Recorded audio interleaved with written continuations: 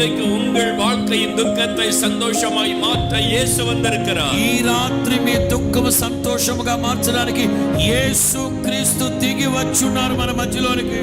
அவர் இரக்கமுள்ள தேவன். ఆయన కరుణించే దేవుడు, దయా వాత్సల్యము కలిగిన వాడు. ஏதோ ஒரு பாவம் இருளாக உன்னை சூழ்ந்திருக்கிறது.